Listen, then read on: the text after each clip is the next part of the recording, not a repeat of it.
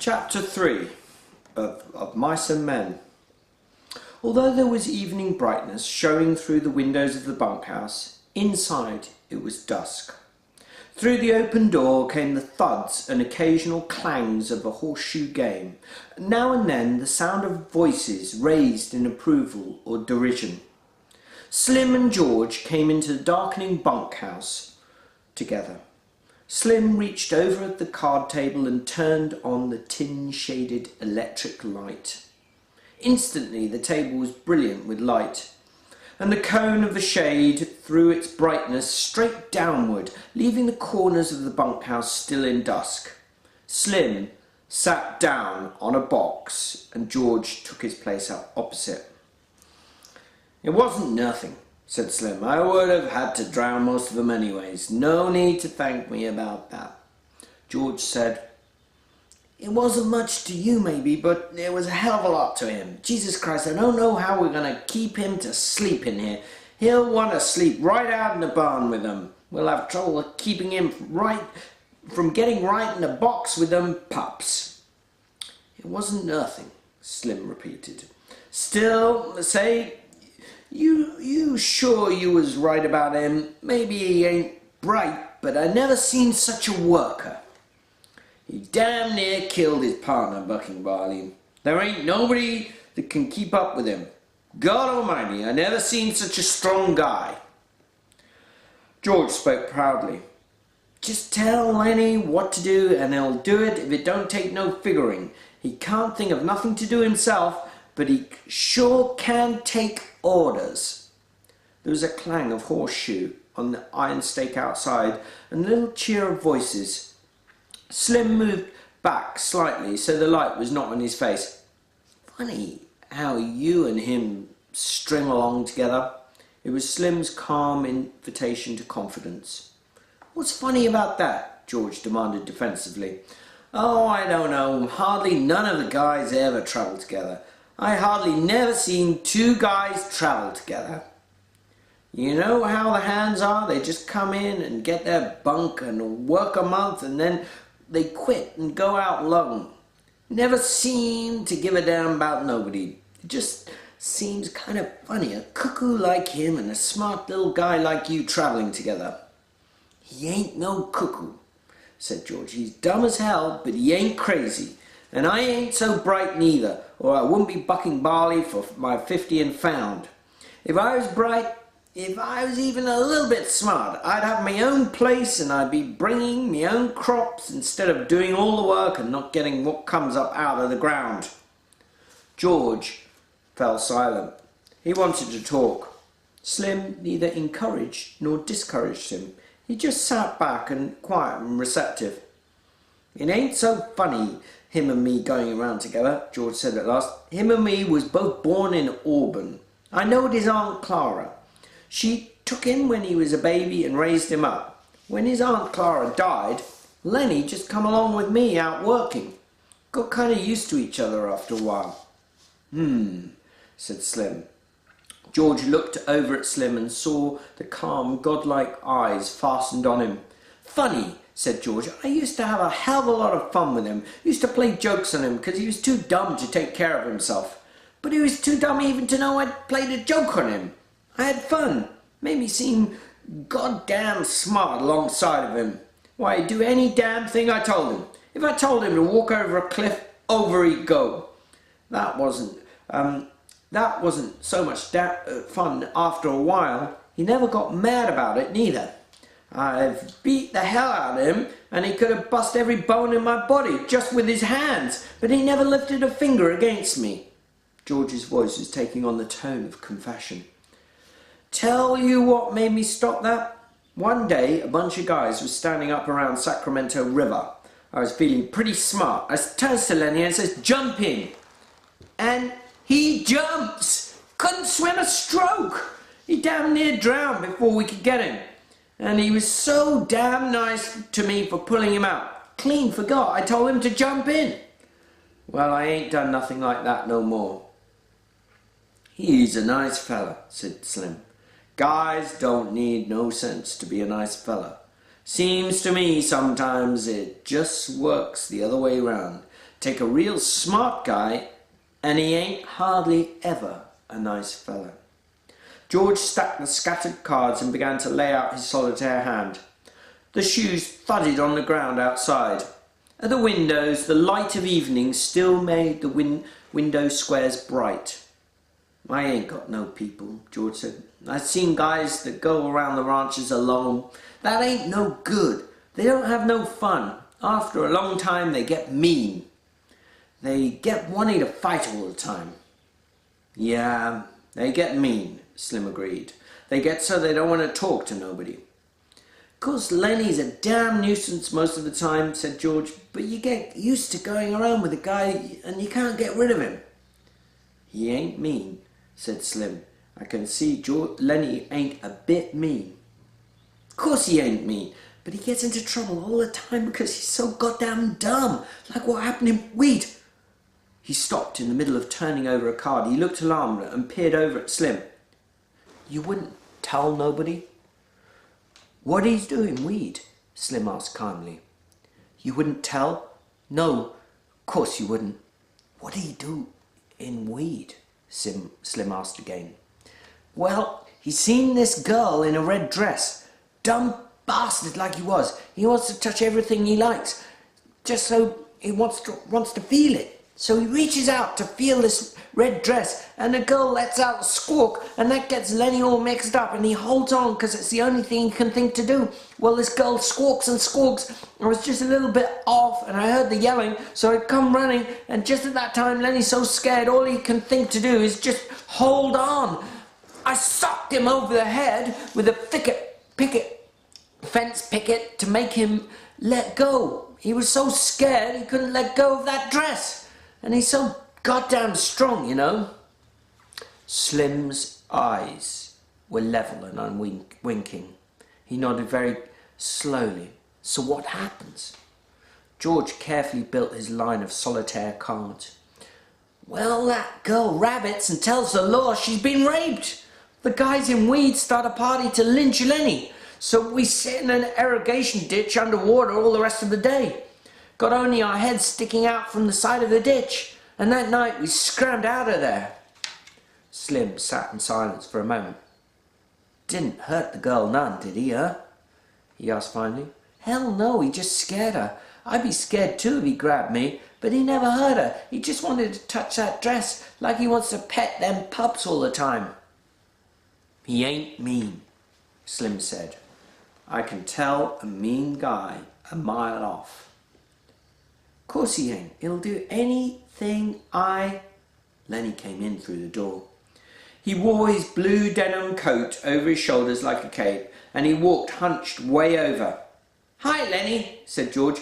How do you like that pup now? Lenny said breathless, He's brown and white just like I wanted. He went directly to his bunk and lay down and turned his face to the wall and drew up his knees. George put down his cards very deliberately. Lenny, he said sharply. Lenny twisted his neck and looked over his shoulder. What do you want, George? I told you you couldn't bring that pup in here. What pup, George? I ain't got no pup. George went quickly to him, grabbed him by the shoulder and rolled him over. He reached down and picked the tiny pup from where Lenny had been concealing it against his stomach. Lenny sat up quickly. Give it to me, George. George said, You get right up and take this pup back to the nest. He's got to sleep with his mother. You want to kill him? Just born last night and you take him out of the nest. You take him back or I'll tell Slim not to let you have him. Lenny held out his hands pleadingly. Give him to me, George. I'll take him back. I didn't mean no harm, George. Honest, I didn't. I just wanted to pet him a little. George handed the pup to him. All right, you get him back there and don't take him out no more. You'll kill him the first thing you know. Lenny fairly scuttled out of the room. Slim had not moved. His calm eyes followed Lenny out the door. Jesus, he said, he's just like a kid, isn't he? Ain't he? Sure, he's just like a kid. There ain't no more harm in him than a kid neither, except he's so strong. I bet he won't come in here to sleep tonight. He'll sleep right alongside that box in the barn. Well, let him. He ain't doing no harm out there. It was almost dark outside now. Candy, the swamper, came in and went to his bunk, and behind him struggled his old dog. Hello, Slim. Hello, George. Didn't neither of you play horseshoes? I don't like to play every night, said Slim. Candy went on. Either you guys got a slug of whiskey, I got gut-ache. I ain't, said Slim. I'd drink it myself if I had, and I ain't got gut-ache neither. Got a bad gut-ache, said Candy. Them goddamn turnips give it to me. I knowed they was gonna before I ever eat them. The thick-bodied Carlson came in out of the darkening yard. He walked to the other end of the bunkhouse and turned on the second shaded light. Darker than hell in here, he said. Jesus, how that nigger can pitch shoes. He's pretty good, plenty good, said Slim. Damn right he is, said Carlson. He don't give nobody else a chance to win. He stopped and sniffed the air, and still sniffing, looked down at the old dog.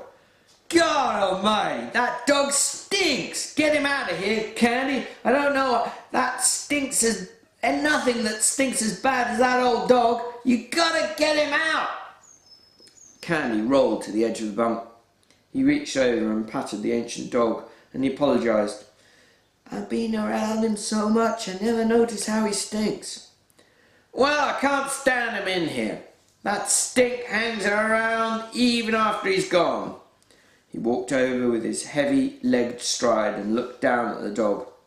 Got no teeth, he said. He's all stiff with rheumatism. He ain't no good to you, Candy, and he ain't no good to himself. Why don't you shoot him, Candy? The old man squirmed uncomfortably. Well, hell, I had him so long. I had him since he was a pup. I herded sheep with him, he said proudly. You wouldn't think to look at him now, but he was the best damned sheepdog I ever seen. George said, I seen a guy in Weed that had an Airedale who could herd sheep. Learned it from the other dogs. Carlson was not to be put off. Look, Candy, this old dog just suffers himself all the time. If you was to take him out and shoot him right in the back of the head, he leaned over and pointed right there, why, he'd never know what hit him. Candy looked about unhappily. No, he said softly, no, I couldn't do that. I had him too long. You don't have no fun, and he stinks to beat hell. Tell you what, I'll shoot him for you. Then it won't be you that does it. Candy threw his legs off his bunk. He scratched the white stubble whiskers on his cheek nervously. I'm so used to him, he said softly. I had him from a pup. Well, you ain't been kind to him keeping him alive now, said Carlson. Look, Slim's bitch got a litter right now. Bet Slim would give you one of them pups to raise up, wouldn't you, Slim? The Skinner had been studying the old dog with his calm eyes. Yeah, you can have a pup if you want to. He seemed to shake himself free for speech. Carl's right, Candy. That dog ain't no good to himself. I wish somebody'd shoot me if I got old and a cripple. Candy looked helplessly at him, for Slim's opinions were law. Maybe it'd hurt him, he suggested. I don't mind taking care of him. Carlson said, the way I'd shoot him, he wouldn't feel nothing. I'd put the gun right there. He pointed with his toe. Right in the back of the head. He wouldn't even quiver. Candy looked for help from face to face. It was quite dark outside now. A young labouring man came in. His sloping shoulders were bent forward, and he walked heavily on his heels, as though he carried the invisible grain bag. He went to his bunk and put his hat on his shelf. Then he picked a pulp magazine from his shelf and brought it to the light over the table. Did I show you this, Slim? He asked. Show me what? The young man turned to the back of the magazine, put it down on the table and pointed with his finger. Right there, read that. Slim bent over it. Go on, said the young man. Read it out loud. Dear editor, Slim read slowly. I read your mag for 6 years and I think it is the best on the market. I like the stories by Peter Rand. I think he is a wing-ding. Give us more like the Dark Rider. I don't write many letters, Just thought I would tell you I think your mag is the best dime's worth I ever spent. Slim looked up questioningly. What do you want me to read that for? Wit said, go on, read the name at the bottom. Slim read, yours for success, William Tenner. He glanced up at Wit again. What do you want me to read that for? Wit closed the magazine impressively. Don't you remember Bill Tenner worked here about 3 months ago? Slim thought. Little guy, he asked. Drove a cultivator. That's him, Wit cried. That's the guy. You think he's the guy that wrote this letter? I know it. Bill and me was in here one day. Bill had one of them books just that come out. He was looking in it and he says, I wrote a letter. Wonder if they put it in the book. Well, it wasn't there. Bill says maybe they're going to save it for later. And that's what they done. There it is. Guess you're right, said Slim. Got it right in the book. George held out his hand for the magazine. Let's look at it. Wit found the place again, but he did not surrender his hold on it. He pointed out the letter with his forefinger. Then he went to his box shelf and laid the magazine carefully in. I wonder if Bill's seen it, he said. Bill and me worked in that patch of field peas, run cultivators, both of us. Bill was a hell of a nice fella. During the conversation, Carlson had refused to be drawn in. He continued to look down at the old dog. Candy watched him uneasily. At last, Carlson said, if you want me to, I'll put the old devil out of his misery right now and get it over with. Ain't nothing left for him. Can't eat, can't see, can't even walk without hurting. Candy said hopefully, you ain't got no gun. The hell I ain't got a Luger. Won't hurt him none at all. Candy said, maybe tomorrow. Let's wait tomorrow. I don't see no reason for it, said Carlson. He went to the bunk, pulled his bag from underneath it and took out a Luger pistol. Let's get it over with, he says. We can't sleep with him stinking round here. He put the pistol in his hip pocket. Candy looked a long time at Slim to find some reversal, and Slim gave him none. At last Candy said softly and hopelessly, all right, take him. He did not look down at the dog at all. He lay on his bunk and crossed his arms behind his head and stared at the ceiling. From his pocket, Carlson took a little leather thong.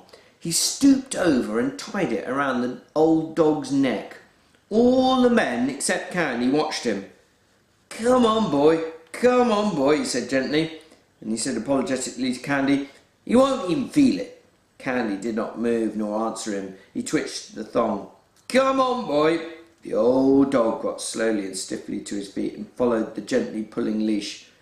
Slim said, Carlson, yep, you know what to do. What do you mean, Slim? Take a shovel, said Slim shortly. Oh, sure, I get you. He led the dog out into the darkness. George followed to the door and shut the door and set the latch gently in its place. Candy lay rigidly on his bed, staring at the ceiling. Slim said loudly, one of my lead mules got a bad hoof. Gotta get some tar on it. His voice trailed off. It was silent outside. Carlson's footsteps died away. The silence came into the room, and the silence lasted. George chuckled. I bet Lenny's right out there in the barn with his pup. He won't want to come in here no more now he's got a pup. Slim said, Candy, you can have any one of them pups you want. Candy did not answer. The silence fell on the room again. It came out of the night and invaded the room. George said, anyone like to play a little euchre? I'll play a few with you, said Wit. They took places opposite each other at the table under the light, but George did not shuffle the cards. He rippled the edge of the deck nervously, and the little snapping noise drew the eyes of all the men in the room so that he stopped doing it. The silence fell on the room again. A minute passed, and another minute. Candy lay still, staring at the ceiling. Slim gazed at him for a moment and then looked down at his hands. He subdued one hand with the other and held it down. There came a little gnawing sound from under the roof, and all the men looked down toward it gratefully. Only Candy continued to stare at the ceiling. Sounds like there's a rat under there, said George. We ought to get a trap down there. Wit broke out. What the hell's taking him so long? Lay out some cards, why don't you? We ain't gonna get no euchre played this way. George brought the cards together tightly and studied the backs of them. There was silence in the room again. A shot sounded in the distance. The men looked quickly at the old man. Every head turned toward him. For a moment he continued to stare at the ceiling. Then he rolled over and faced the wall and lay silent.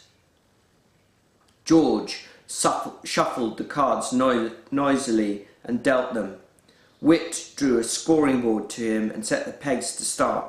Whit said, "I guess you guys really come here to work." "How do you mean?" George asked.